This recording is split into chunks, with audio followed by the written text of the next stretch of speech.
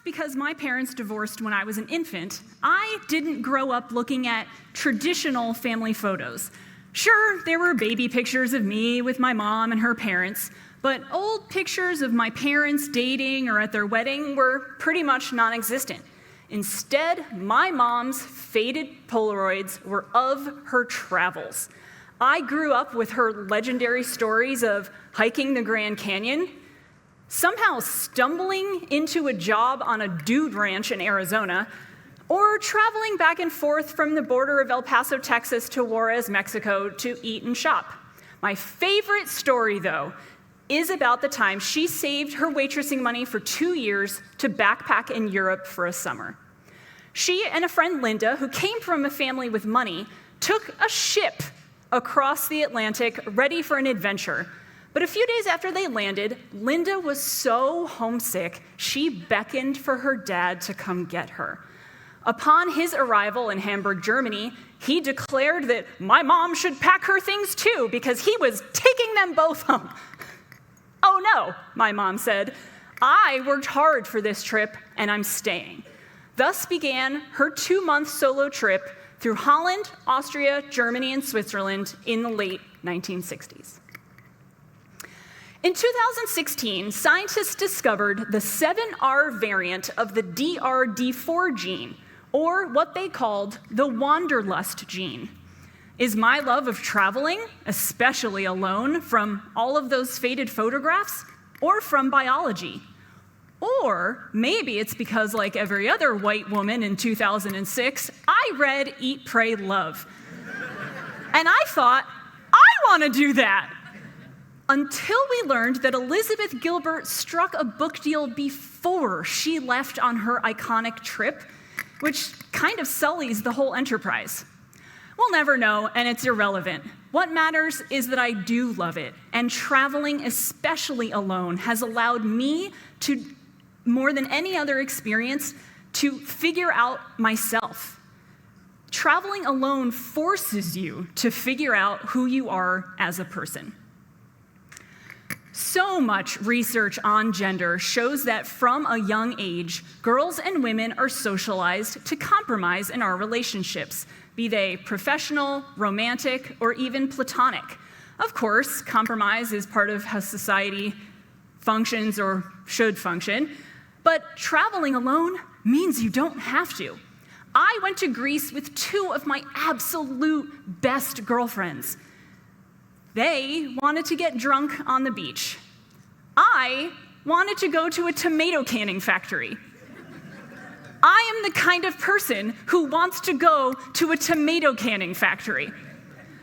Traveling alone means going to the biggest IKEA in the world just to see it, or doing karaoke at the ABBA Museum because you not so secretly love disco. Or on a day when you're tired of museums and culture, taking yourself to see Magic Mike 2 at a mall in Denmark. When you have limited time and presumably limited money, unless you also have a book deal, it forces you to consider your values. How will you spend that time and money? No one decides but you. Not worrying about what other people want to do or when or for how long is honestly one of life's greatest treasures.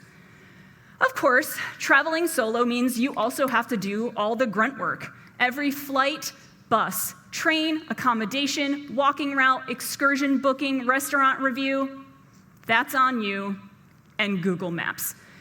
Seriously, how did my mom go to Europe for 2 months in 1967?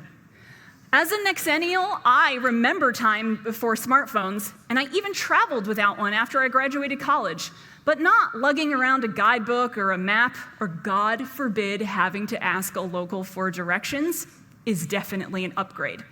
Until you lose your phone. More on that later. The downside is that there's nobody to watch your backpack when you have to pee at the airport, or to let you back into your hostel room when it accidentally shuts behind you on your way to the shower. You'll figure out whether you'd rather eat dinner with a book or make small talk with strangers. You'll shift from happiness and solitude to loneliness several times during a trip, even during the day. Sure, you can still connect with friends back home with technology, but it's not the same. If you didn't really know or like yourself before you left, you'll either figure it out or be miserable the whole time. Of course, being free from your typical social circle and way of life also makes you face some hard truths about yourself. Most of my friends, and all of my ex-boyfriends, would probably describe me as a stubborn introvert who is happy to have a single glass of wine and be home in bed at 11. Yet, sometimes in the name of loneliness or wanting to fit in, even the most independent among us will go along to get along, even when we think we are old enough to stand up in the face of peer pressure. When I went to New Zealand, I met up with some other solo travelers, and they liked to drink. In the name of making friends and fitting in, I drank way more during those 3 weeks than I would have liked. I never got as crazy as some of them did, partially because I was in my 30s, but I went out way more often than I would have alone, which would have been 0. My friends would also probably describe me as having some pretty hardline personal and political stances, but I also figured out that sometimes letting go in the name of adventure is worth it. I've been a vegetarian almost my entire life, but in Cambodia, I relaxed a little in order to eat bugs. A whole bunch of us went to a fine dining bug restaurant in Siem Reap. Unlike the more in-your-face novelty of a fried scorpion on a stick like the street vendors sell, here the dishes were prepared by a French chef. I ate roasted tarantula, which tastes like liver, ant-stuffed spring rolls, and other delicacies prepared with the tiniest creatures among us. On our way to Phnom Penh, I ate grilled rat. It's a pretty common snack, especially in rural Cambodia, where rice farmers set up simple traps that use electrocution to keep the animals from destroying their crops. Typically then, the wives cook them over a fire and sell them by the road to make extra money. Tastes like chicken. I also learned that the mighty call to adventure isn't enough to work through some of your deepest fears. In New Zealand, we were offered the opportunity to skydive from Fox Glacier, which is considered one of the top 3 skydives in the world. I opted to hike the glacier instead because I'm pretty afraid of heights, even though I almost immediately regretted my decision and was disappointed in myself for being such a weenie. I also went to Queenstown, which is the literal birthplace of bungee jumping. Did I learn my lesson from the skydiving regret? No, I chickened out of jumping too. I'm still mad at myself for not being able to conquer my fear for these once-in-a-lifetime chances. However, when a snake slithered across my foot on a hike in Laos, you bet your ass I screamed, and I would again. Some adventures I could have gone without. But Hilary, isn't traveling alone dangerous, especially as a woman? Hello, try being a woman. It's just kind of dangerous.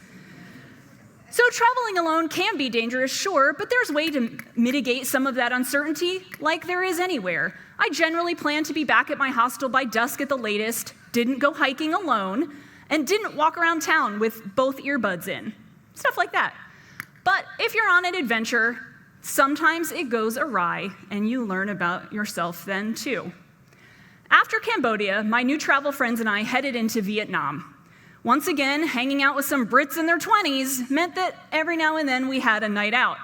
Perhaps this time, though, because I was older and wiser, I did so far less often than I did in New Zealand. However, after our first night in Ho Chi Minh City, I woke up the next morning and discovered that I had managed to lose my phone, my wallet, and my passport. But this self-manufactured disaster created a scenario where some of the best, strongest parts of myself came to the forefront. After a quick panic cry, I got to work solving this enormous problem, and I had to do it alone because my friends kept going with the tour company. As someone notoriously self-sufficient it was really hard for me to rely on the kindness of strangers. But I did. People offered me enough money to eat, or free food, or a free scooter ride to the police station to file a report. They didn't care, by the way. The owners of the hostel accepted my promise to just pay my bill when I had money again, and kept track of my meals. An Israeli couple traveling with their 3 children paid for my new passport pictures. In fact, the only people who heard my plight and didn't offer to help were 2 American dudes in their 20s. Thanks, guys. I also had to get creative. You see, you can't get money wired to you without a passport, but you can't get a new passport without being able to pay for it. Well, I managed to convince the employee at the embassy that she should just type in my credit card number manually, since I had it memorized from all that previous online trip planning. It had literally never been done before. She had to ask a manager, but it worked. I had to wheel and deal my way through the government corruption at the visa processing center. If you think the DMV is a problem, they mysteriously had no record of me crossing the border from Cambodia. And yet, 72 hours, stressful hours later, I was back with my friends. Well, that's enough trial and tribulation for one trip, you might be thinking. No. A couple of weeks later, in a story I definitely did not tell my mom until I was back home safely, is another example of how the human body, in addition to the human spirit, is resilient. One night at a hostel in Hoi An, a very drunk guy was convinced that our room was his room and banged on the door over and over because his key didn't work, obviously. Rebecca, who was on the bottom bunk and therefore closest, opened it slightly to calmly explain that he was mistaken. He wasn't convinced. She tried again. It didn't work again. Victoria and Sophie both tried to no avail. My British friends were being too stereotypically polite. I decided that this dude needed a sassy American to set him straight. And so I opened the door, and he decided to break it down, grab me by the shoulders, and throw me headfirst across the hallway. After blacking out for a second, I woke up to the sounds of my friends hollering for management. And I am proud to say that either because I am a feminist, an Aries, or I was slightly concussed, my first instinct was to fight the guy, and I started swinging. To their credit, my polite British friends did not let me.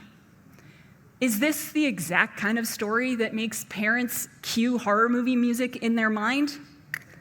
Maybe. But I was proud that I stood up for myself and my friends in such a way, even if my left shoulder has never fully recovered. And hey, a couple of days later, when I accidentally got off a motorcycle on the wrong side and burned my leg so badly my skin literally fell off, I barely noticed. Naturally, the most important part of traveling and the lessons to be learned is to discover other cultures, appreciate them, and even admire them. Whether you're with family, friends, or as part of a tour group, exploring other places, eating new food, and meeting people who are different from you is a recipe for growth. But traveling alone adds a layer. The most important thing I learned on these trips, and others, is how to enjoy my own company. How you handle loneliness halfway across the world from anyone you truly know says a lot about you. How you handle the stress of minor travel snafus, major travel disasters, and yes, even being thrown headfirst into a wall by a random drunk stranger allows for self-reflection of the most important kind. Who are you when you say goodbye to people that you're never gonna see again? When you have a tiny fraction of the world at your disposal for just a moment and no one to cater to but yourself, what will you choose to do with your time? If you're not on contract to write a memoir, what will you eat? Spaghetti or bugs? Will you pray at an ashram or just pray you might someday get out of Vietnam? Will you fall in love with a man in Bali or fall in love with yourself? There's only one way to find out. Thank you.